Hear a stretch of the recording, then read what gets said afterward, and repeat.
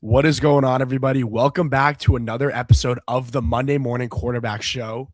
Yes, I know we have been gone for quite a while now, and a lot has happened since the last time we recorded, but stuff happens, school happens. But me and Sean back on the grind, and it's maybe one of my favorite times of the year, and I know it is for Sean too. It's draft season. And like I said, I'm sorry we missed so much. It's just there's a lot of stuff happening. It's super hard to get consistent stuff out for you guys, and we kind of just took like a little bit of a mental break. But we talked tonight. We want to get really back into the swing of things with this podcast, and we're really excited to get this mock draft out for you guys. We've been doing a lot of work, a lot of studying these prospects, and like I said, we're a little bit less than a month away now from the draft. I think yesterday marked the exact 4-week mark from the draft, and we have our mock draft 1.0 for you guys. Sean, how are you doing? It's been a while. It's been a while, man. I'm excited to be back on the content grind. Yeah, like you said, one of the best times of the year. So let's get it going. We're in the NFL offseason.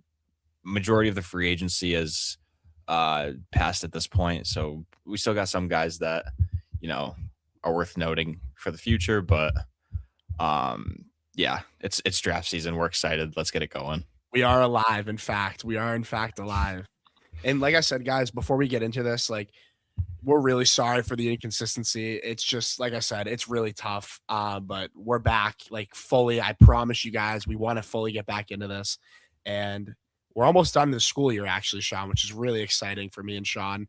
But Beginning of May. Yeah, thank God. But let's get into mock draft 1.0. Let's talk prospects. Let's talk ball. Let's do it. I'm excited. Sean, take it away.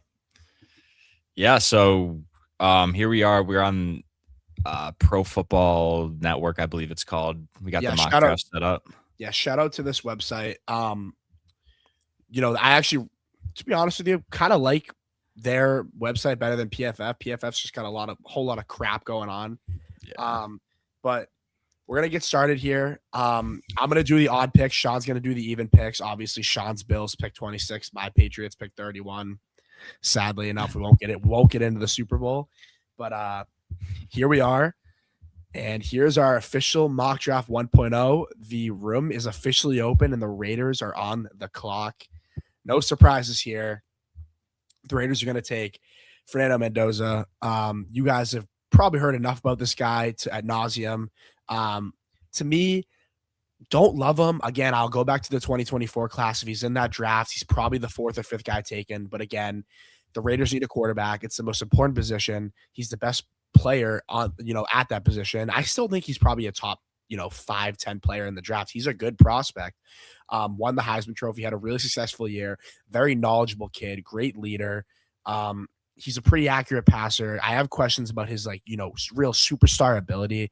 I don't think he's, lacking in like the knowledge department or the knowledge of the game like some of these other raw prospects are that we see, like an Anthony Richardson, like a Jamarcus Russell all the way back in the day. The kid's got the smarts, he's got the leadership. Yes, he might be a little bit corny, but that's kind of just who Fernando Mendoza is. But we've seen it succeed, and he's a great kid. This is the pick for the Raiders, and the way they're building that team, I like the Jalen Naylor pickup. I like the Tyler Linderbaum pickup. Obviously, a lot of money, but good players. They need to build around him a little bit more. But with Clint Kubiak over there and just a new regime in general, no more Chip Kelly, no more Pete Carroll, just starting fresh. Fernando Mendoza is the pick for the Las Vegas Raiders at number 1. And they have got maybe their franchise quarterback. Who knows? But that is the pick at number 1. Not too surprising. Sean, take it away with the ever New York Jets. The New York Football Jets. What a team. I mean, this is kind of just one of those teams. We're going to say this for a couple teams here at the top of the board where it's just, you got to take the best football player available. And in this position, we have the New York Jets taking Arvell Reese, linebacker out of Ohio State. Incredibly versatile guy. He can play off ball. He can play the edge. I have a little bit of questions about, or not a little bit of, like, I have some questions about his ability as just like a strict pass rusher. Just seeing some of his pro day clips, I don't think he got a ton of bend in some of those drills, but I do like the athleticism there. I love the versatility. Obviously incredibly talented coming from a great collegiate program at Ohio State. I just think if you're the Jets, they're trying to build that defense. They got some new guys. They're bringing in Tavondre Sweat, and I think bringing in Arvell Reese. They just lost Quincy Williams this offseason too. So you got Demario Davis, you got Arvell Reese now, you got some new guys off the edge. I like this pick for them. I think that this is definitely a guy that could help out their defense. Yeah, like Sean said, there's, you can nitpick some positions that the Jets need more than others, but they're a team that you just have to take the best player there. And Arvell Reese, if all goes well and he does develop as a true hybrid edge rusher, can play off the ball, he's going to be one of the maybe more special players in the game. With just the athletic and raw talent alone, he's just a complete freak. I've seen comparisons to a lot of different guys at a lot of different positions, yada yada. But like, why can't he just be his own guy? Let's see what this kid can do.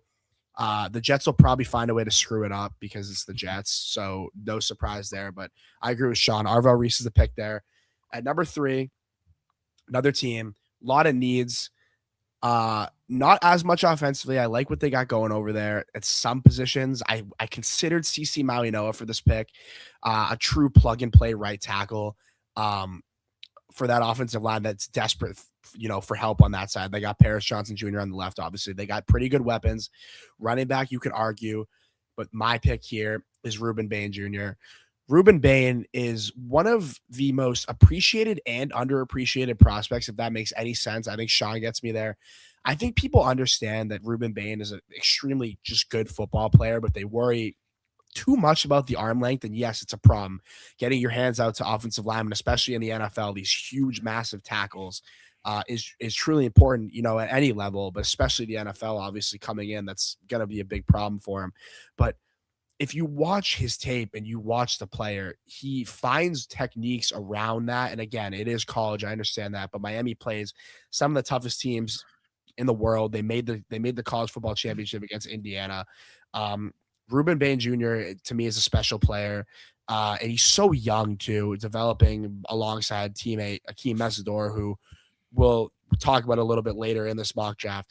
But Rueben Bain, so underappreciated as just a player, because before the combine, no one talked about the arm length. And as soon as that came up, it was a real problem. But this guy was nothing but a productive player. You can kind of line him up a lot of places. That he did line up on the inside a lot over guards at points. He's a super powerful player. He's got great bend, not excellent, amazing bend off the edge, but he's such a talented player. His technique is insane. He has really good pass rush moves. He can win with power.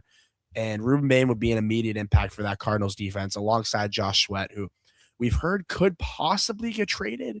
But if he doesn't, you got yourself a nice little edge rush duo over there with Bain and Josh Sweat. And I also considered David Bailey here.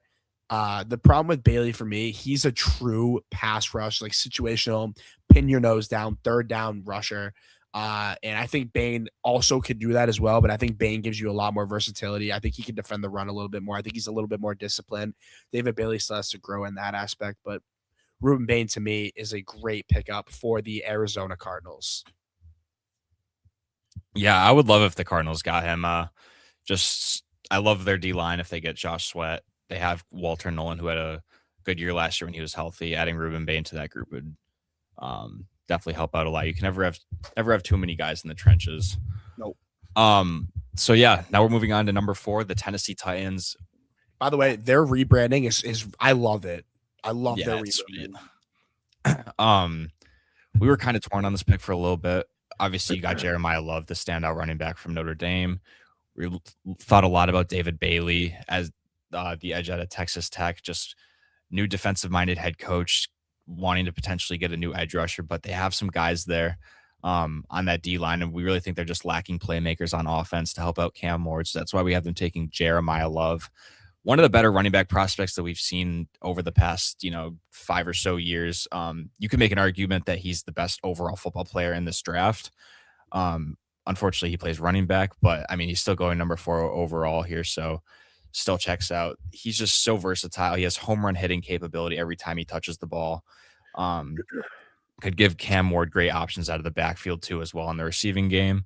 I still think that this team is potentially lacking another receiver. I don't think I know, but none of these receivers are really worth taking out for. So just getting the best possible player here for Cam Ward is adding Jeremiah Love to that offense. Yeah, the Titans, again, another one of those teams. They kind of just need to take the best player available, but they're a little bit different. They have their franchise quarterback, and when you're considering that, you just want to take players that are going to help him develop as much as possible. And like Sean said, great point. They don't really have a check down option with Tony Pollard on the field. That guy's just a straight gap running back. He's getting older. I like Tyjae Spears, but the Titans also reportedly love Jeremiah Love, no pun intended. They think he's the best player in the draft, and how could you not? I personally like him a lot better as a prospect than Ashton Jeanty. I think he gives you a lot more versatility. I think he can run through the tackles really well too. His vision can be spotty sometimes. You kind of will see him run into the back of tackles. Rarely, if I had to nitpick something with Jeremiah Love's game, because obviously no one's a perfect prospect, but excellent offensive option for the Tennessee Titans at pick number 4, obviously with Jeremiah Love. At pick number 5, we have the New York Football Giants, another team. A lot of these teams, obviously, new coaching staffs. Giants, John Harbaugh. We see him bring a ton of his former Ravens over there. Charlie Kolar. I believe they got our Darius. Did they get our Darius Washington as well? Or yes, yeah, they got our Darius Washington too. Just trying to bring that Ravens regime over there, or the guys that he liked that were free agents. The Giants are a team that are a little different than these first 4. You could see the vision with this team. Dart looked pretty good last year. Scatabo, although I don't think he's a 3-down back, had flashes last year. They got the wide receiver 1. They have the pass rushers. If the left tackle can stay healthy, they got the left tackle. They have important positions, at blue chip positions that you need to be good at. And to me, the Giants, like I said, in a better spot than even a team like the Cleveland Browns who pick after them. So for me, this pick is Sonny Styles out of Ohio State. He is a transformed safety. I believe he's only been playing linebacker for 2 years, but this guy, judging this a lot off the testing. I mean, he had one of the best combines I've personally ever watched. Him and Arvell Reese as a linebacker duo is just so unfair, but the Giants completely cleaned house on their linebacker room. Bobby Okereke gone, Micah McFadden gone. This is a linebacker room that is desperate for help. And their run defense last year, although they have some great players on that D line, they were one of historically the worst run defenses in NFL history last year. They need guys at the second level that can hit hard, that can shoot gaps, that can read, what the running back's going to do. And I'm not saying Sonny Styles is going to be that immediately for them, but he's such a young player, such a young player at the linebacker position as well. And just with the talent that he holds, kind of another best player available. Caleb Downs is awesome as well. But we did see them sign Javon Holland 2 off seasons ago. And I think linebacker is just a much bigger need. And Sonny Styles is one of the biggest athletic freaks I've personally seen at the combine. I love this pick for John Harbaugh. You see Roquan Smith with the Ravens last year as well. He loves having his mics. Ray Lewis, even if you go farther back, this is the pick for the Giants. And they got hopefully one of their middle linebackers for many years to come. And he can line up on the edge too. He's that athletic, and he can play in the box. So, yeah, I love that pick for them. Definitely a spot they need to upgrade at in linebacker, losing, both their starting guys from last season. And, you find your guy in Sonny Styles, one of the best athletes in this class. Moving on to number 6, we have the Cleveland Browns. And the Browns are in an interesting spot because we all know that they have a very good defense. Lost a couple guys such as Devin Bush. However, if they really want to go in the direction of having Shedeur Sanders as their quarterback, they need to build around him. They obviously addressed the offensive line for the most part in free agency. I don't think it's completely done yet, but they signed/traded for 4 guys there. So they nearly have their starting offensive line. And in terms of value, we didn't see a good enough of a prospect at offensive tackle to take to be their left tackle here at number 6. mm-hmm. So we have a little bit of an interesting pick here. Probably our first pick that we were like, okay, this could surprise some people. and that is why we are going wide receiver out of Arizona State, Jordan Tyson. I'm excited for you to break this one down, Sean. And before people freak out, like this is based off of like who we think would be like the best player for the situation. Before this season, Jordan Tyson was like a top 5 talent in this class. Like like he was projected to go top 5. He's falling down to like the 15 to 20 area because of his injuries. And obviously we don't know as much as these NFL organizations do about his injuries. So a lot of what's happening right now is just projections that people are just assuming on the outside. Mhm. So what we're kind of banking on here is just the talent that Jordan Tyson has. I mean, his separation ability and he's just such a good overall polished receiver. And Lord knows the Browns need a receiver right now. Their wide receiver room is Jerry Jeudy, Cedric Tillman, and Isaiah Bond. Isaiah Bond. Name was coming to me. I mean, that's just a room you need to upgrade. You have an upgraded offensive line that I don't know if it's probably I don't know if it's better than last year, but based off of what you were heading into free agency with, it's definitely better than what you probably would have expected.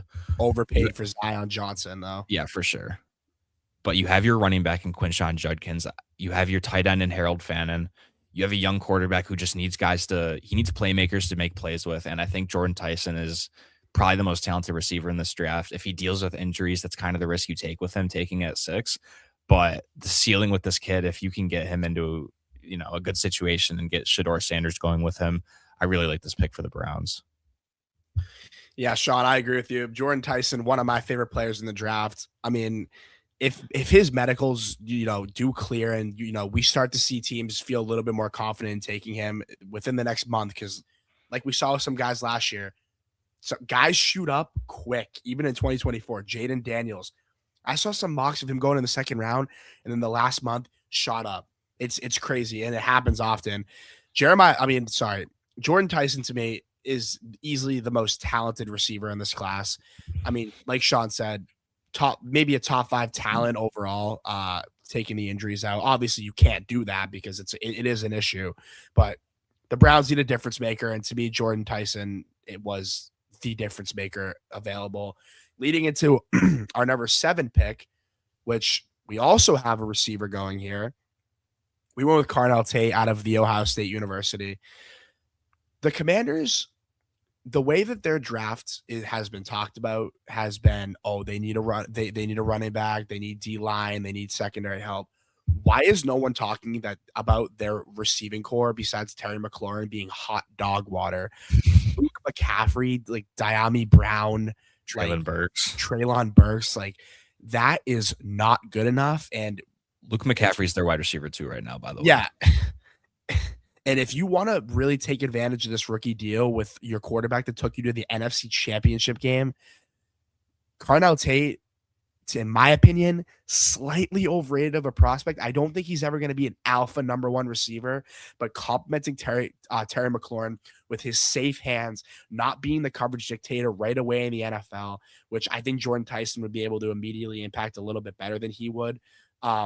With Terry taking a lot of that attention away from him and having a dynamic quarterback in Jane that can get you the football with such a safe option in Carnell Tate, he just doesn't drop the football. And he's a great option for a quarterback who's only in going to be in year 3, who's still ascending and still getting better.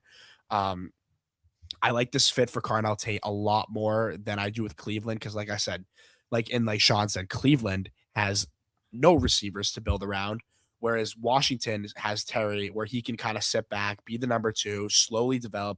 Once Terry gets a little older, he can take that spot over. And for Jordan Tyson, it's him and Jerry Jeudy stinks, and the rest of those guys we don't need to talk about. I just like the fit for Carnell Tate on the Commanders, giving your young quarterback another weapon. And I think Washington addressed the edge position pretty well, which is another position that people could say, you could take David Bailey. I think Chason and Owe can hold them over for a year. And I love this pick for the Commanders for Carnell Tate.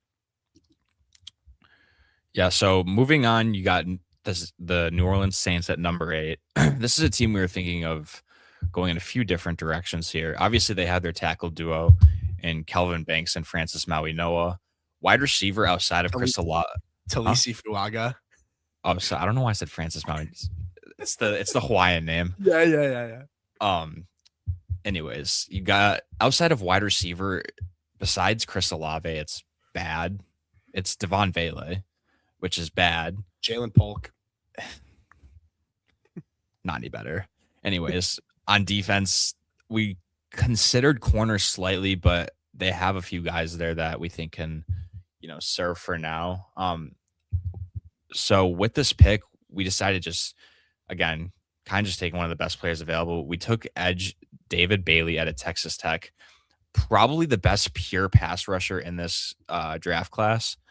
I believe he had, 12 sacks last year for Texas Tech? I think he had like, Or was it 15? Was it like 15? I think he had 15. Yeah, so unreal production there. And, the Saints are probably not in a win now mode, but if you can develop David Bailey behind guys like Chase Young and, Carl Granderson, and being able to develop him, kind of rotate him, play him more on third downs and obvious pass rush situations, which is what he's going to excel at. I think you have a bit of a home run pick there, and you might end up having one of the highest sack producers in the NFL if you're able to develop him properly behind those guys. Yeah, 100%. Like Sean said, he's a true pin your nose down, third down pass rusher, and hopefully he can somehow develop into a better run defender. I think he's a little bit immature of a prospect, not as a person, obviously, just like as a player. He's an insanely explosive athlete, but he does need to get better defending the run and just being an overall better, more complete player. But he's an insanely productive player, and he was an insanely productive player in college. And developing him behind Chase Young, who had a really nice year last year, and Carl Granderson, who's a good run defender, I think that's a really good spot for them. They addressed the offense this offseason. They got David Edwards. They got Travis Etienne. Yes, they could use another receiver, but me and Sean have talked about it. It's a really deep receiver class with a lot of guys that are kind of similar after you get past the first couple. So I like David Bailey for them. Pick number 9. We have the nightmare of the Kansas City Chiefs. This pick won't really frustrate too many people because it's not a very exciting pick, but for the Chiefs, it's a big need. We have CeCe Mauigoa going to the Chiefs here. Just a plug-and-play right tackle. We saw how poor Jawan Taylor was last year and just how he's been his entire career with the Chiefs. False starts galore, just not a good player. And all of a sudden, if you add CeCe Mauigoa to this offensive line and this line can stay healthy, it's starting to look like a pretty good unit. Creed Humphrey, Trey Smith, CeCe Mauigoa, Josh Simmons at left tackle. Like that's a good unit in front of Patrick Mahomes, obviously. And you want to protect him. He's not getting any younger, obviously. He's insanely good at avoiding sacks. And I think the Chiefs sneaky have a lot of needs. We really considered taking Mansour Delane here, or even Jermon McCoy, who me and Sean really love. Because their corner room is just completely going to be revamped next year, losing Watson and McDuffie to the Rams. But Mauigoa, plug and play right tackle. And he's going to be the guy for the Chiefs for 10 plus years if he, does stay healthy and does pan out. I really, really, really like him for the Chiefs at pick number 9. I think he has really good technique, and I just think he's a great player. Yeah, kind of just a floor raiser there. That team has a ton of holes, to be honest, but addressing the offensive line should always be one of the priorities for any team, especially when you have, your quarterback being one of the best in the NFL. Moving on to number 10, you got the Cincinnati Bengals. I actually don't mind what they've done in free agency. They obviously signed Boye Mafe, upgrading that defense that needed it desperately. I don't love their offensive line still. So it's definitely something that, was considered here, but they're kind of in a spot where they just need the best player on defense possible again, and that is Caleb Downs at the spot. Caleb Downs is another guy that you could make an argument as the best football player in this draft, but he's going to fall because he is a safety and it's not as, premier of a position, but he's a guy, he's going to play in the box. He can play like a linebacker. He can play in coverage. He can do it all on defense. And the Bengals just really kind of need that hybrid type of player. Their secondary, all jokes aside, last year wasn't even that bad, but in terms of like passing yards allowed and stuff, but losing one of their starting safeties in Geno Stone, which, I mean, not really much of a loss, but if you can upgrade from Geno Stone to Caleb Downs, who's maybe the best prospect in this draft. You just raise the floor of your defense and the ceiling for that matter. And it just automatically becomes a better unit and hopefully can support Joe Burrow so that he doesn't have to try to win every game by scoring 40 points. Caleb Downs is just like a 20 times better Geno Stone, because like that's kind of what Geno Stone is supposed to be, like a big box safety. He does turn the ball over every now and then, but Caleb Downs is just such a smart player, and he can be one of the best players in football, in my opinion. One day, he's just so freakishly good at everything. Unfortunately, safety just isn't that important isn't a blue chip position in football. But the Bengals, if they ended up with getting Caleb Downs, that's a home run of a pick. At pick number 11. To address this question, I don't think this would happen. They just signed Kenneth Walker in free agency, so I don't think they would trade up for Love here. I also disagree. I'll also agree with you, Sean. Pick number 11. Now, the Dolphins might be the worst team in football next year. They could be competing for the number 1 pick. That team sucks. They have no good players anywhere, really. They just, you could pick a player. They need literally everything. You could literally look through every position. They need pretty much everything besides, I guess, quarterback and center, and that's pretty much it. So I have them taking Mansour Delane here. Health, including health, cornerback 1 in this class, complete stud of a player on that LSU defense. I really love this kid. His ball skills, he's sticky in coverage. He's a man corner, and the Dolphins need that, just a difference maker on any side of the field. And Mansour Delane is that for me, out of Louisiana State. And yeah, the Dolphins just need good players. I really don't have much to say about Miami. They're not good anywhere. Their corners are horrible. Delane could be the start of a very, very long puzzle to be filled on that defense for Jeff Hafley and the Dolphins. Yeah, I think it's tough drafting a guy like that at 11 overall and then just expecting him to just be this shutdown CB1, but hopefully they can surround him with some guys to kind of beef up that horrible secondary over in Miami. At number 12, we floated a couple different ideas here. Obviously, the Cowboys likely going on the defensive side. If they don't, it's a huge mistake. Obviously, their offense, one of the best in the NFL when it's firing on all cylinders. So with that pick, we took kind of a high risk, high reward here, and that's Jermod McCoy. They need to upgrade the secondary. You got corners like Deron Bland. You got Siobhan Revel, who Deron Bland's more of like a ball hawk versus just a good coverage safety. And then Revel obviously has been dealing with injuries. He was horrible last year too. Yeah, I was gonna say when he was on the field last year, he wasn't great. So Jermod McCoy, before this season, he obviously tore his ACL and didn't play in 2025, but he was a top 10 talent in this class heading into it.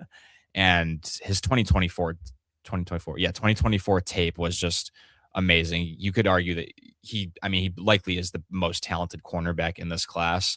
And if the Cowboys can get that type of caliber cornerback, that I think automatically raises their floor, because we know their defense just needs so much help. The offense is going to get the job done in most games. So you just need a little bit of support from your defense. If you can get a coverage guy like McCoy, you automatically become a better team as long as he can stay healthy, because obviously that's the main concern with him. Well, he walks into that defense and he's immediately the cornerback 1 on that team. Unfortunately, that's just the situation that they kind of have over there. But yeah, that's a great pick for Dallas if he can stay healthy. Kind of like a Will Johnson situation from last year. I don't see him falling that far. Just because, I don't know, I feel like, there's a lot of cornerback needy teams, and I just don't see him falling that far. Pick number 13. Probably the most complete team in the NFL. They really don't have any holes anywhere. But this is kind of a luxury pick. And to be a luxury pick is a player who doesn't have to make an immediate impact in year 1. And I think you guys know where I'm going with this. Makai Lemon, wide receiver out of USC, the explosive slot receiver. Very interesting interviews, I'll say, at the combine. He just seems kind of pissed off all the time. But nonetheless, just getting Sean McVay, another elite weapon in that offense. Because if you kind of had to nitpick, the receiver 3 is like Jordan Whittington, and like he's not that good. Canado Munfield. Yeah, like that's just. I mean, if you had to nitpick anything, I mean, they revamped their corner room with McDuffie and Watson, and they were good everywhere else. Their front seven's obviously really good. Adding an explosive slot receiver like Makai Lemon to play alongside Puka Nacua one day of the future and replace Devontae Adams, and maybe even be like that Devontae Adams, not in the red zone, so you can rest Devontae Adams on the sideline, take away some reps from him, get the young kid in there. He's just a separator. He's a damn good football player, and it really scares me to just think of him in this Rams offense. Now, I think he's a lot faster than maybe his 40 time would say, just like if you saw it, but because he's super quick, he has such high football IQ. He just gets open all the time. And Makai Lemon, me and Sean considered him a lot higher than this, but he fell into the Rams' lap, and what a gift. That's all I could say. Yeah, you're sprinting to the podium if you got Makai Lemon on your board if you're the LA Rams. Yep. Rams got this pick from the Falcons trade last season year, where they traded up to get James Pierce, who might not be playing football ever again. He's in a bit of a legal situation. Baltimore Ravens, couple different spots that you obviously could have gone here. Obviously the interior of the O-line is not great. We considered tight end a bit just because just not super high on Mark Andrews at this point. They lost Isaiah. Lost Isaiah Likely this free agency as well. And Charlie Kohler too. Their other tight end. That's true. That's true. I still think they could use some help at receiver as well. Just wasn't really the spot here. So obviously Ravens fans know the situation with Daniel Faalele. All of them absolutely detest him, and rightfully so. So we'll give you guys a bit of a gift here.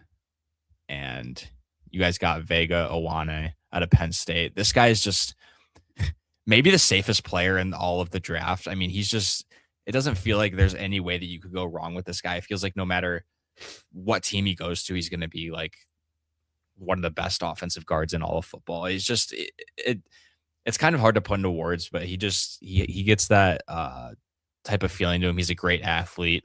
And I think going into that offensive line that desperately needs an interior help, you got Ronnie Stanley next to you. I mean, this is definitely one of their biggest positions of need is the interior in Baltimore. And I think Vega Ioane is perfect for that. Yeah, especially losing Linderbaum and Daniel Faalele is just, we don't need to talk about him, but they got John Simpson back. You got Vega Ioane back. You're starting to build that interior up again. Roger Rosengarten struggled last year, but again, when you have Daniel Faalele next to you, you have a lot of response. You're basically playing with an empty right guard spot. You're playing two positions there, yeah. Yeah, so this is just going to complete that offensive line, pulling him. He's so athletic. He trucks people over, but he's also a good gap blocker as well. He's an incredible pass blocker. I think he lit up like maybe one pressure all last year. This kid's going to be a legit stud, and if you're the Ravens, that is a absolute home run of a pick. Might be my favorite pick of the entire first round value-wise. And just overall impact on a team. At pick number 15, we have the Tampa Bay Buccaneers. Now, there's a few different ways you can go with this. Tampa Bay, I'm sure if any Bucs fans are watching this, understand that they did not rush the passer well last year. Now, granted, they had a lot of injuries last year. Yaya Diaby was hurt last year.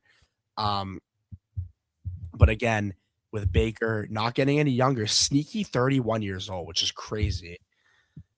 This needs to be a player that makes an immediate impact on day one that can hopefully bring this team back to the postseason. And that player to me and Sean is Akeem Mesidor out of Miami. 25 years old. Totally understand that. He's turning 25, I believe, in like 2 weeks or something like that. But extremely, extremely productive player at Miami. Super just overall complete player. To me, the only thing really holding him back is age. I mean, the guy after his rookie contract is going to be 30 years old almost, so he's not going to really get a big deal after that. But if Tampa Bay can get 3-4 really, really elite seasons out of this guy, which I'm expecting him to be maybe one of the biggest immediate impacts, Sean, I'm sure you agree on day one. I mean, this guy's going to be like a true like starter, like day one, right on the edge, alongside Muhammad, who they just got from the Lions, and Yaya Diaby, and also Kalijah Kancey. Then you got yourself a little bit of a room there. But Akeem Mesidor rushing on alongside Ruben Bain, great run defender, super strong. And he's just a grown man and he's ready for pro football. And I would be really excited if I'm Todd Bowles, who should be fired, by the way, and the Bucks drafting this guy, Akeem Mesidor. There's a lot of, he has injury concerns as well. I do understand that. But just as a player, taking age and injury out, which do matter, this dude's a stud. Yeah, I love that pick for the Bucks, especially for a team that's trying to win now. You add an edge that is certainly going to impact them right now. Now, at pick number 16, we have another interesting pick here. We know the Jets, they're not, I wouldn't say a great run organization, and we have them reaching a bit here for an offensive player, and that offensive player is wide receiver Omar Cooper Jr., who is ranked 45 on this. I think that's extremely low. Yeah, I'm a big Omar Cooper Jr. fan. Yeah, so we have him going at 16. I would ignore that ranking. I don't think that's accurate. The Jets are another team that are just in a situation where, again, draft the best player available. You have Arvell Reese in the first or at the second overall pick, and they're a team where they have their tackle duo. Their wide receiver room is horrible outside of Garrett Wilson. It's Adonai Mitchell and who's other guy I even said? Like Isaiah Johnson. Isaiah Williams. Isaiah Williams, not Isaiah. Literally like the most casual name, like average guy. Like I don't know. They need Johnson too. I think. Who cares? They need a playmaker on offense, and Omar Cooper Jr. can be that. He's a good red zone option. I think he has like 20 touchdowns or something in the past 2 seasons in college football. We all saw his incredible catch. I think it was against Penn State where he won the game for them. This is just a really good player. He's been in a winning culture. Hopefully he can bring some of that winning culture to the Jets because my God, do they need it. I don't know if they're going to get as much of that, type of leadership out of a wide receiver, but yeah, they need another playmaker. Hopefully they can help out Geno Smith and eventually their quarterback of the future. So I think pairing Omar Cooper Jr. and Garrett Wilson for the future would be really nice for the Jets if they can develop him properly. So before you guys flame us, Sean, just go to like the top board, the big board right now. I just want to show you guys something. We could go through all these guys right here. Caleb Banks, they addressed D-tackle with T'Vondre Sweat. Safety, they got Minkah Fitzpatrick. Edge, yeah, me and Sean definitely considered it. Just looking at this receiving room, and I understand Pro Football Network, all due respect to what they think. Omar Cooper Jr. was a little bit lower on their board. I love Omar Cooper Jr. Yak ability, just a safe player. Again, doesn't really drop the football. And the Jets just need good players that are going to make an impact and not be like rotational guys day one. Like they need to they want to develop these young guys immediately to finally start, just to, keep it in simple terms, being good, just being good, being competitive of any sort.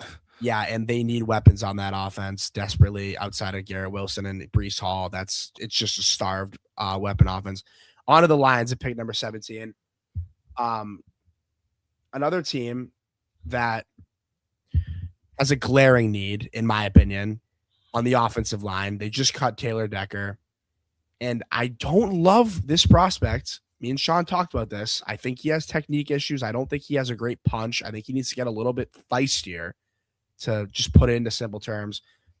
I have them going with Monroe Freeling out of Georgia. Now, Spencer Fano is also a tackle. He's a right tackle, though, and there has been rumors that Penei Sewell could move to left tackle. I think that's personally not a smart idea. I think they just got to keep that man where he is. I know left tackle is way more valuable, but the Lions are in a spot.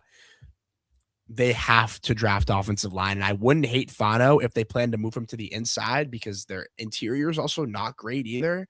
But left tackle is obviously a way more important position. And like I said, I don't really like Monroe Freeling that much. Again, he's a good player, a great player. He's a top 30 player in my eyes in the draft, and he's big. He is strong. But like I said, he has some technique issues that he does need to clean up a little bit. I think he's a pretty solid run blocker, pass protection. Like I said, doesn't throw a very feisty punch, but it's a great pick for the Lions. And man, do they need it, because their offensive line, which only like 2 or 3 years ago, Sean, was like consensus by far best in the NFL, is now not looking too great. Yeah, I think especially when you have a quarterback that's as immobile as Jared Goff, you need guys that can protect him as well as possible, because escaping the pocket certainly is not a strength of his. Yep. So Monroe Freeling obviously just helping out that offensive line. Number 18, you got the Minnesota Vikings. This is becoming kind of a popular pick for them, and it seems kind of inevitable, but we have Dylan Thieneman out of Oregon, the safety. Kind of like that Harrison Smith replacement, just another white safety. If they do decide to bring Harrison Smith back for like another year to mentor him, I would really like that as well. Obviously, he has the option to retire too. He's like, what, like 37 at this point? Yeah, he's so old. So, Dylan Thieneman had a fantastic combine, and he's been shooting up boards. He's a great athlete.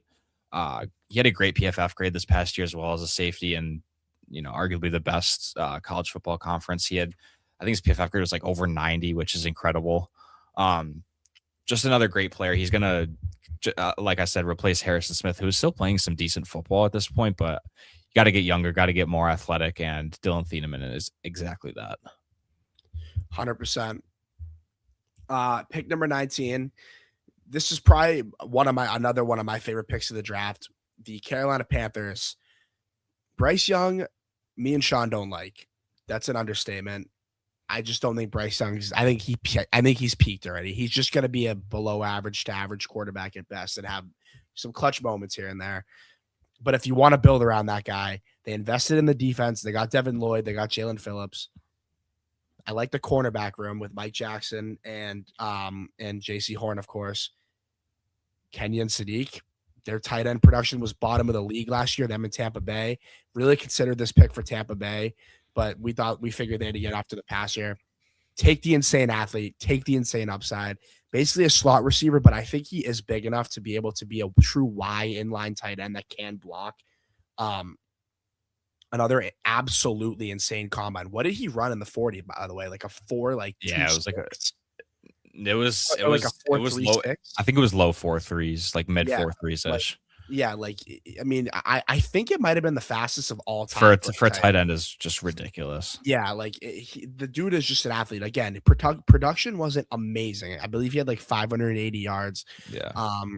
I think like 5 or 6 touchdowns, but you're just banking on the upside of this kid and the athletic ability. He's absolutely shredded, and he's so versatile in the middle of the field. I think Eli Stowers and him are very similar players, although Eli Stowers can't block at all. I think Kenyon Sadiq can develop into a solid to at least passable blocker. And with the football in his hand, this dude is a tank and one of the best athletes in the draft. And what a pick for the Panthers at pick number 19. Yeah, I know some Panthers fans want to take a wide receiver here, but no, they've taken two in a row. Plus, I don't think that any of them should be taken. I mean, you could make an argument, but not at 19. Sadiq, like you said, is just almost basically another receiver, going to play a lot of. I just don't think they would slot too. I don't think they'd take 3 receivers in a row. They took Leggett, Tet, and now. Yeah, well, Leggett hasn't been too great for them. No, but like I don't think they would do that. All right, so we got the Cowboys back up again. They have a lot of potential to have a good draft here. 12-20, got to upgrade that defense. That is why we have them taking edge. Cassius Howell, great production at Texas A&M, had 12 sacks last season, a PFF grade of 80. Obviously very productive in the SEC. Also another conference, arguably the best in college football. This is a team that definitely needs edge help.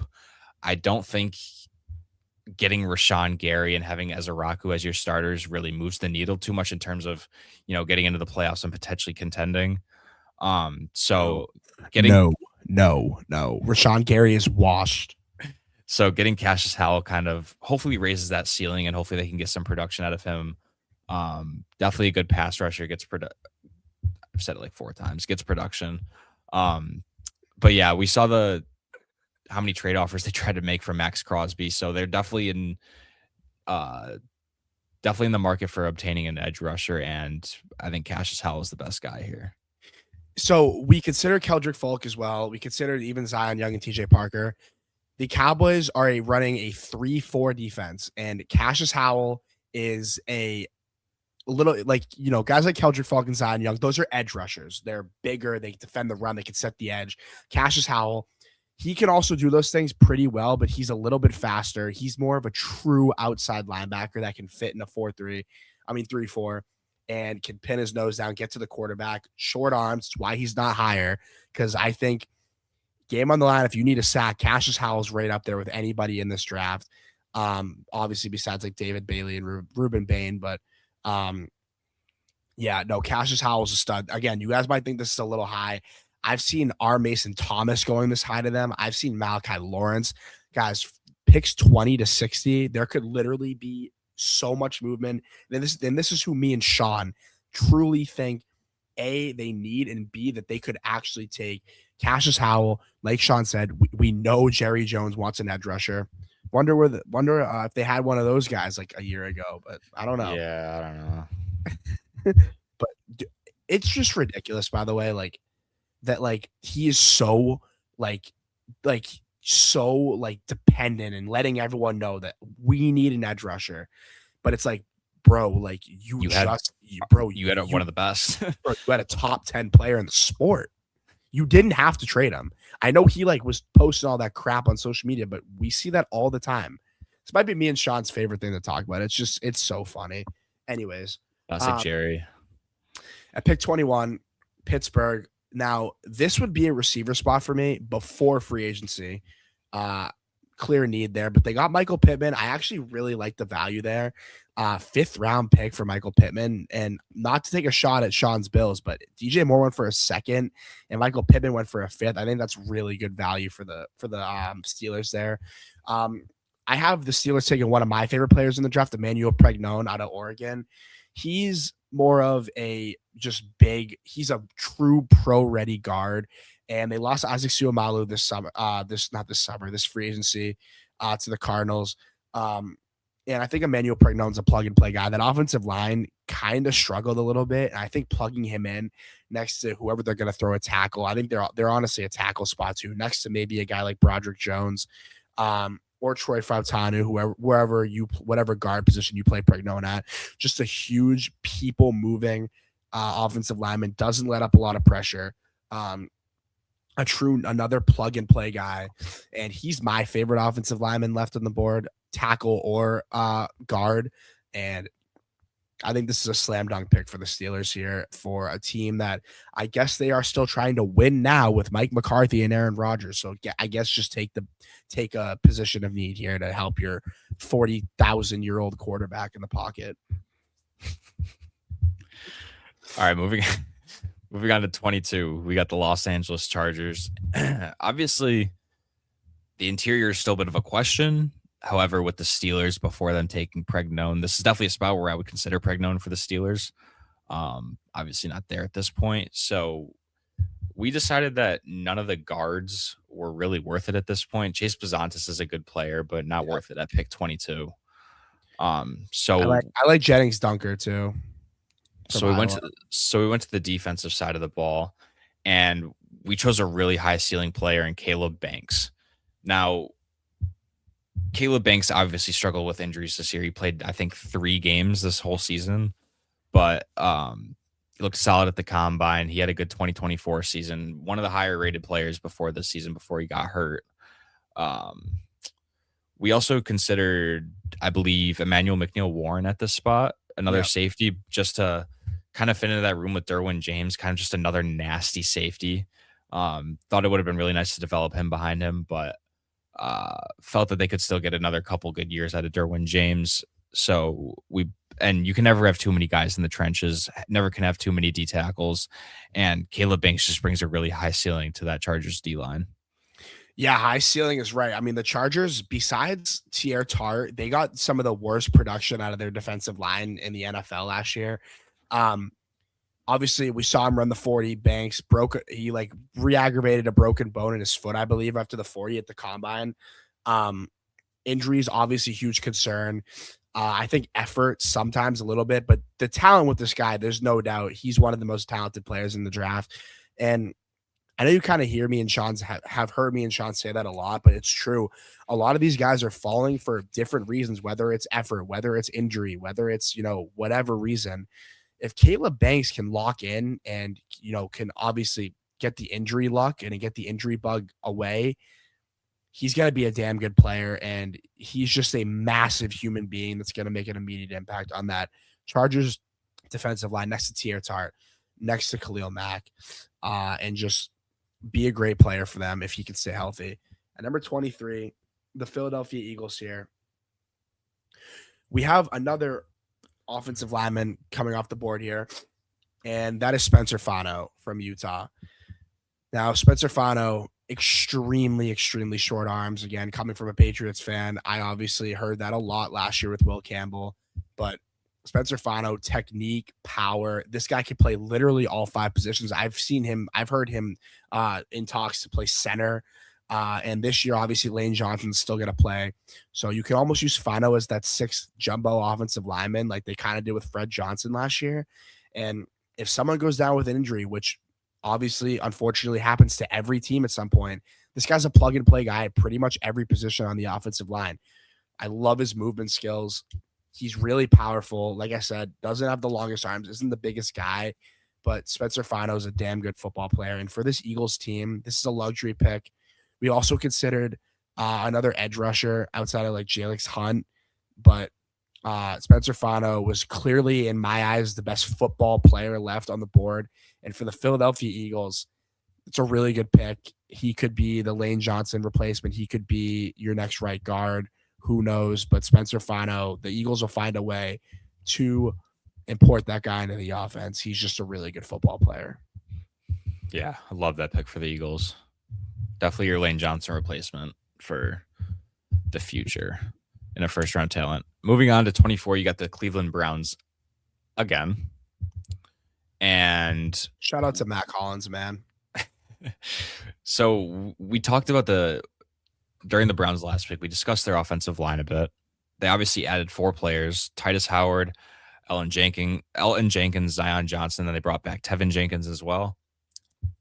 Kind of leaving that left tackle spot to be determined. However, we actually have that being fulfilled here in Caleb Lomu. Got the back-to-back offensive tackles out of Utah. I think if you told Browns fans before this free agency that this is your offensive line, probably your offensive line heading into the 2026 season, they'd be, super content with it. I'm not going to go out there and say that it's like this top 5 unit, but you had 5 starters not returning, and then you add in a couple guys that are solid NFL starters, a couple guys that, are on the fringe, and then you have another first-round pick in Caleb Lomu. I think you're super happy if you're a Browns fan. Obviously, you have your second-year quarterback. He's going to need as much protection as possible. You add a weapon with the pick at number 6 with Jordan Tyson. I think this would be a really, really good start to the draft for the Browns if you could just make that offense better around Shedeur Sanders, if that's who you want to build around. And, you probably have your offensive line that you're going to head into 2026 with. Yeah, so the line would probably be Lomu, Zion Johnson, Elton Jenkins, Tevin Jenkins, and Titus Howard. Like, it's not great, but it's like going into the free agency, the Browns didn't have a starting offensive lineman. Yeah, and like I don't like Zion Johnson. Tevin Jenkins is okay. Titus Howard's like okay, but it's better than what they thought. And Caleb Lomu, he has a long way to go, and I don't think he's a plug and play left tackle. But for the Browns, they kind of don't have a choice right now. Sean read me their left tackle's name earlier, and I'm going to be honest, I know most players in the NFL. I've never heard of him in my life. So this just has to be the pick for the Browns. He's the only I know Caden Proctor's up there, and I'll get to him in a second. But to me, Caleb Lomu is just a little bit more ready of a left tackle. Caden Proctor is just a behemoth of a human being that I think could either move inside or move to right tackle. On to the Bears at pick number 25. The Chicago Bears are a team that does not get a lot of pressure at the quarterback. And I'm not saying this pick is going to solve that, but I'm a little bit higher on this guy. I think Sean likes him too. We went with edge rusher Keldrick Falk out of Auburn. Now, his 2024 numbers look sexier, and he was just more productive on the quarterback. He had 9 sacks this year, only 2, had around the same amount of hurries. But this guy grades out really well. He always gets after he does get after the quarterback. He's also a pretty solid run defender as well. And the Bears just need help on that defensive line, just getting pressure, just adding talent to that offensive line, to that defensive line. And I think Keldrick Falk is that. Now, yes, it is a back end of the first round pick for a reason. We saw this with Shamar Stewart last year, but Shamar Stewart never had a 9 sack season. And I think Keldrick Falk's just a lot more polished of a player than Shamar Stewart was coming out of A&M last year. And the Bears need help there on that defensive line. And Keldrick Falk was the guy out of Auburn who we liked as the best available for that. Yeah, the Bears lost a lot of guys in free agency, underrated, that I don't think people are talking about enough. They led the league in interceptions last year with like 30 something, and they lost like 20 something of those interceptions this free agency. So definitely going to need to help out that defense. They have a strong Kevin future. Byard, welcome to New England. They have a strong offenses for the future, hopefully. So got to add to that defensive group in Chicago. Moving on to my Buffalo Bills, you got pick 26 here. I just want to say this now. I think this is a potential trade down spot. You don't have a second round pick after trading for DJ Moore. I think this is a draft that is very trade down friendly, where a lot of the picks, like Matt mentioned earlier, 20 to 60 is like super just wide open, where there's a lot of similar talent. So in my opinion, I want them to trade down. We'll see what actually happens. If there's a player here that they really like, go for it. Obviously, we're not doing trades in this mock, so we do have the Bills taking CJ Allen out of Georgia.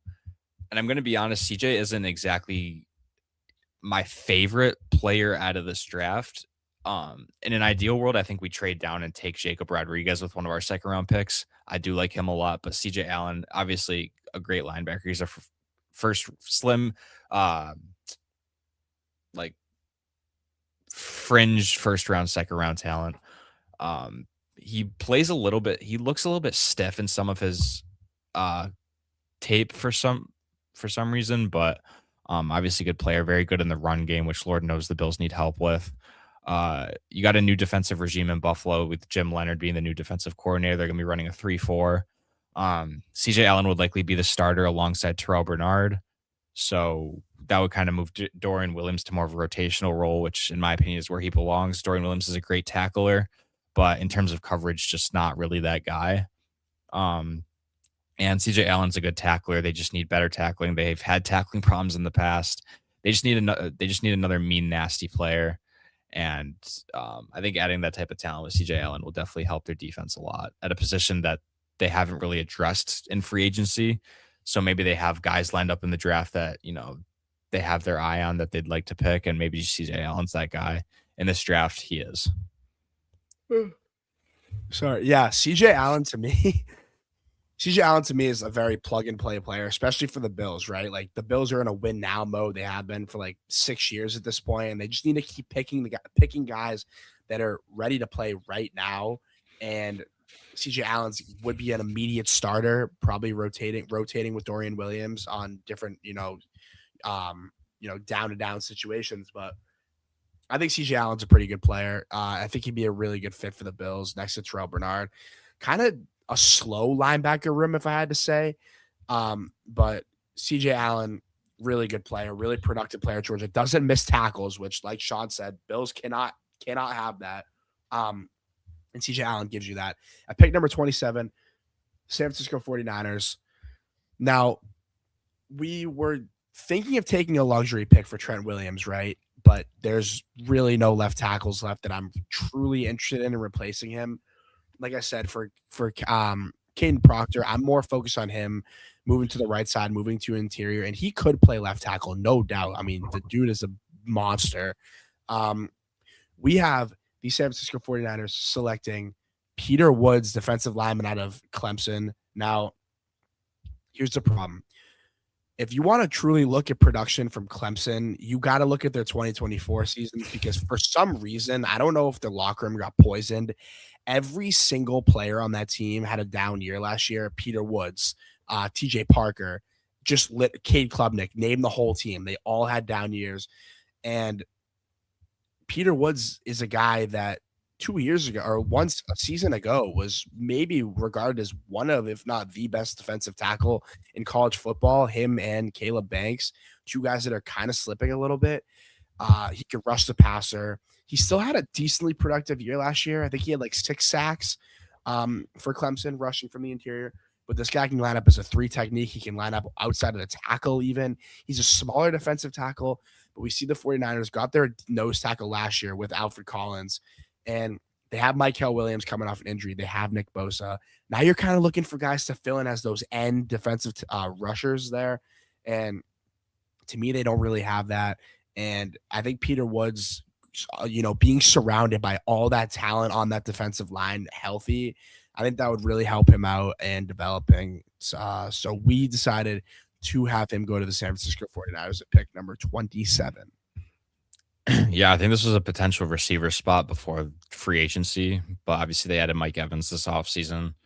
You still got Ricky Pearsall, Christian Kirk's the wide receiver 3 now, who, isn't anything special, but not as big of a need as it once was. With the Houston Texans, obviously offensive line feels like it's been a need for like 5 years now with this team. Don't love their tackles and Ursery and Trent Brown, I believe. Oh, wait, no. They have Braden Smith now at right tackle. So, I mean, it's not horrible. Could be better. The interior's still not great. They added Wyatt Teller a few weeks ago, which is definitely an upgrade. But we decided to just keep guard again. Like, their left guard? Who's their left guard? Oh, I don't even. It was some nobody. Yeah, they still have. I don't know. I don't remember his name.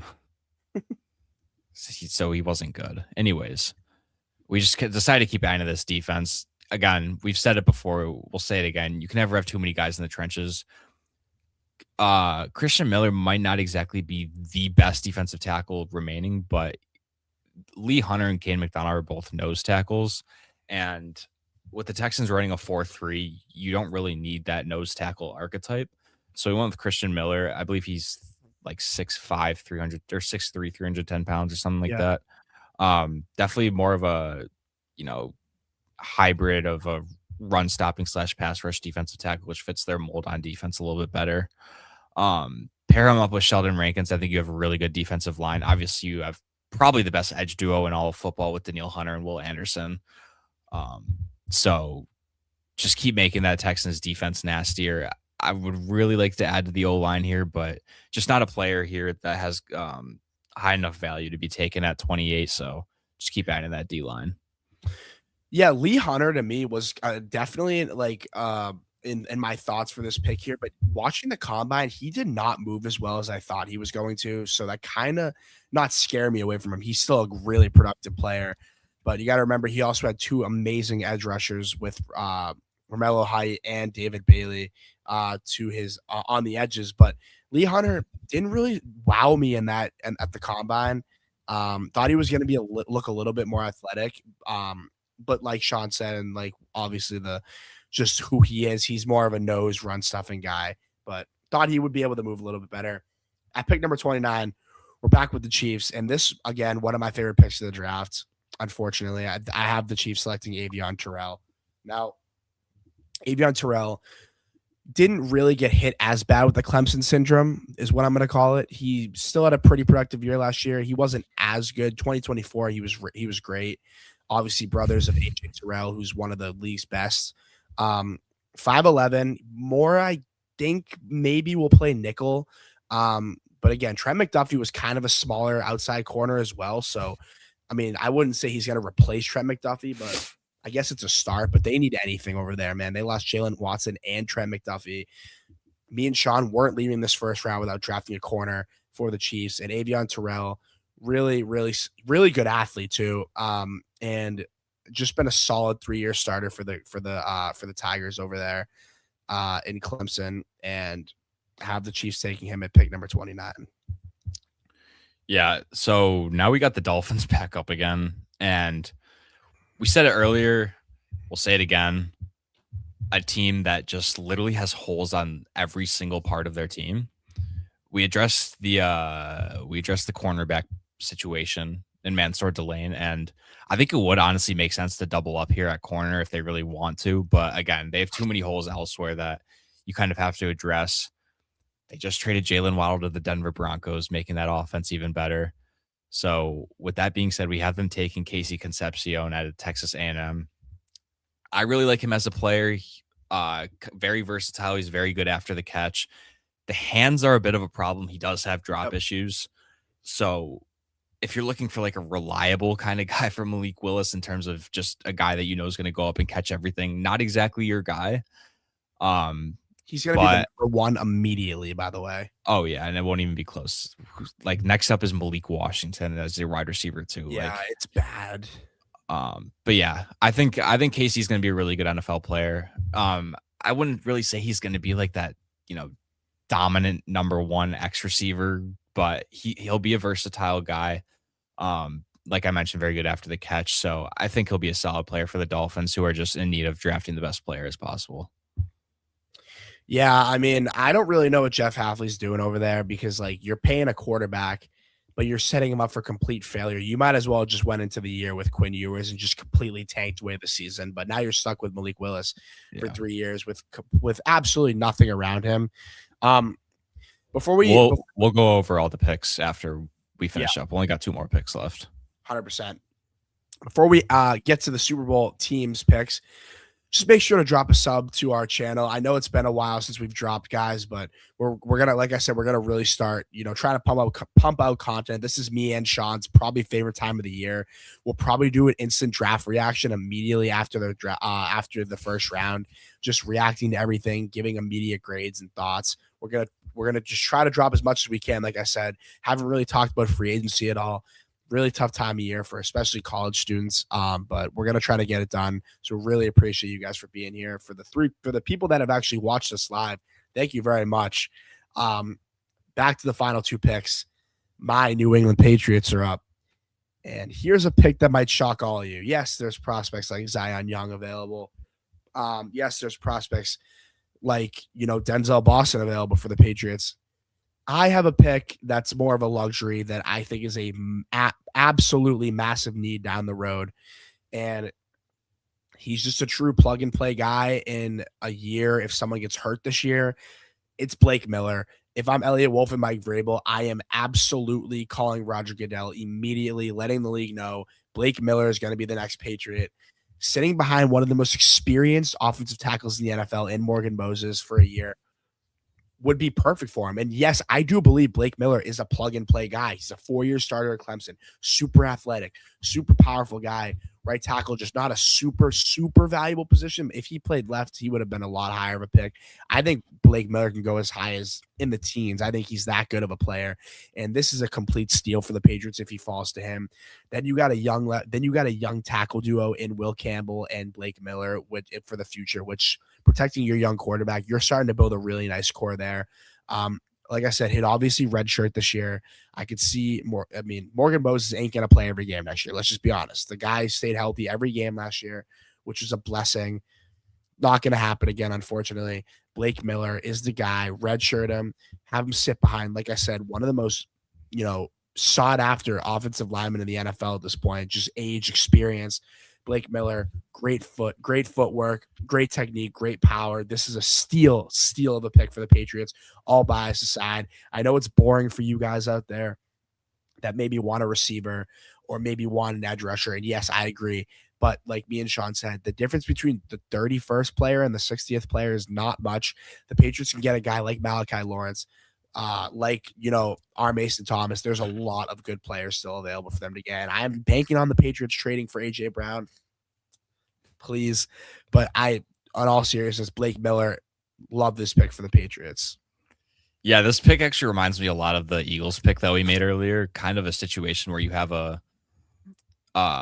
you draft a 6th offensive lineman with,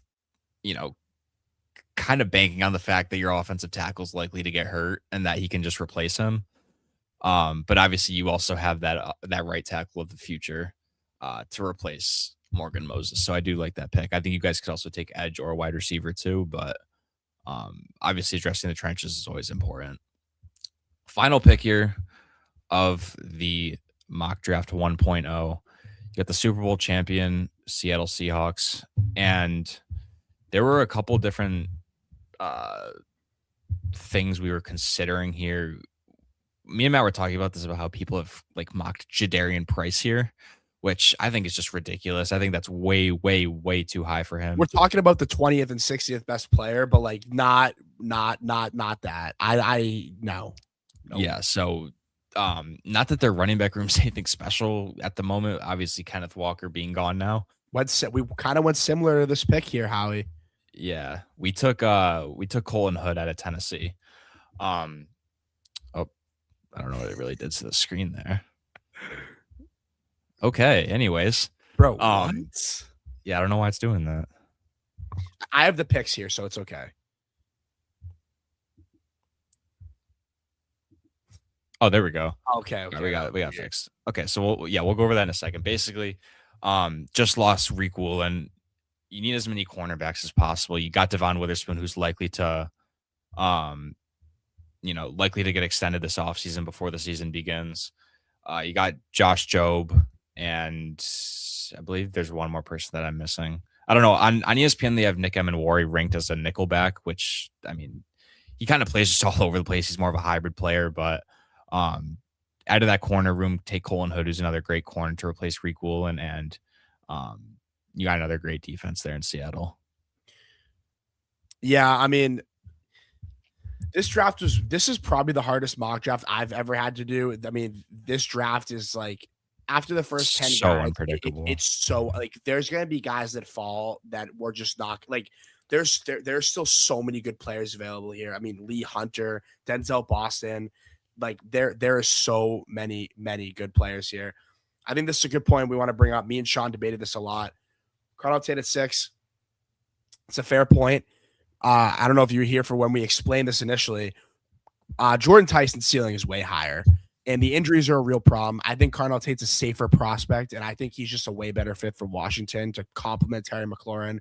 Whereas I think the Browns just need a true difference maker out there, and I think Jordan Tyson is that. Yes, the injuries matter, but going into this or 2024, even just predicting years out, Jordan Tyson was predicted to be a top 5 pick all along.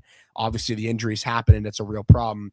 But the Browns need a difference maker on offense if they want to even give Shedeur another shot, which me and Sean don't really love that idea.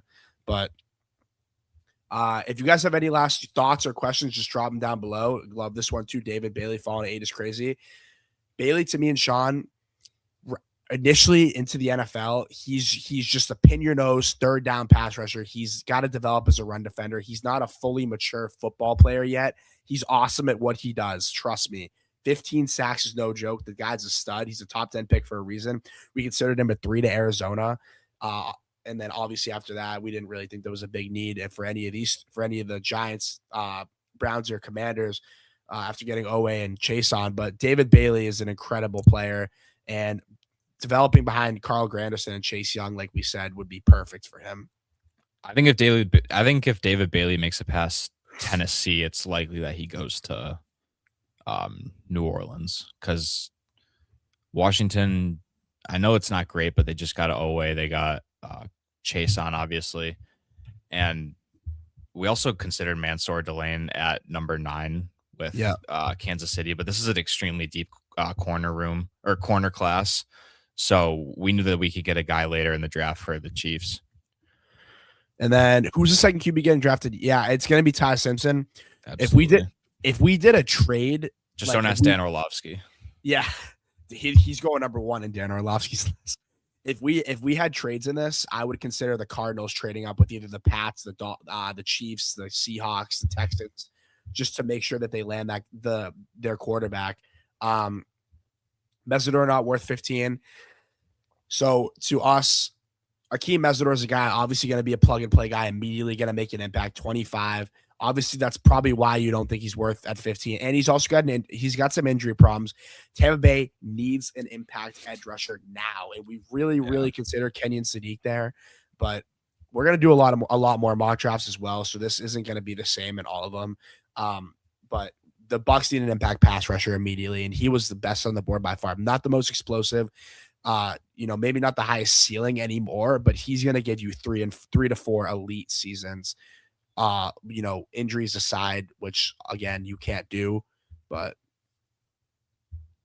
yeah. Caleb Banks, not round 1, maybe not round 2. Again, man, it's the ceiling with this guy. The guy is so incredibly talented. Again, injuries, kind of has effort issues as well.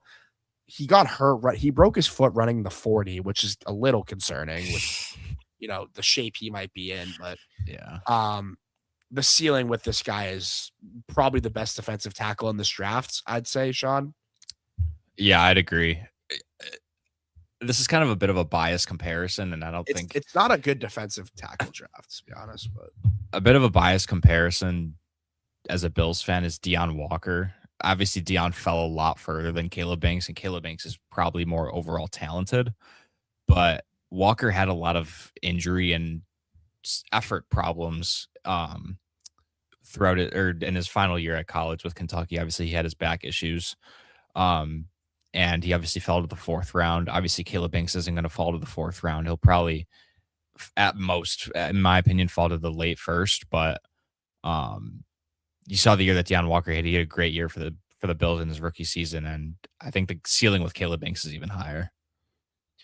Last thing we'll get to here before we hop off for the night. Pitt at 21 might take Blake Miller over Pregnon. Yeah, I think they just go offensive line, and I think after losing Siamalu, I think they just go with the for sure guard, steady play at Oregon. He let up, Sean, like we said, 1 sack his whole collegiate career, and he's just a in the Big Ten too. Exactly, massive human being, people mover, great run blocker. Just an incredible player. Not like amazing athleticism, but Blake Miller's definitely in play there as well. But also, if Pregnon falls to the Chargers, they might take 30 seconds to make their pick. They're all over that. By the way, another thing this year, only 8 minutes. And I'm not complaining about how long the draft goes because I love the NFL draft, but 10 minutes per pick, that's a long night. It was a long time. Like I said, if me and Sean are going to do a reaction video, I'm saying that like we're not doing this at 2:30 in the morning, but guys, thank you so much for, all the live viewers being here. This was awesome. I had a lot of fun. A lot more draft content coming out for you guys, free agency content. It's going to be fun. Like I said, we're a little less than 4 weeks away at this point till the NFL draft. It's one of my favorite times of the football season, and just the sports season in general. It's just a great time of sports. MLB opening day today. Sox won. Sean's Yankees won yesterday. It's going to be a good time, man. Again, thank you guys so much for joining, and we will be pumping out a lot more content. Make sure to go follow the TikTok. Just the same username as our YouTube, the Monday Morning Quarterback Show. Make sure to go follow me and Sean on Twitter. It's not showing Sean's for some reason, but not too sure why. I forgot to switch that. Yeah, but again, thank you guys so much, and we will see you guys next time.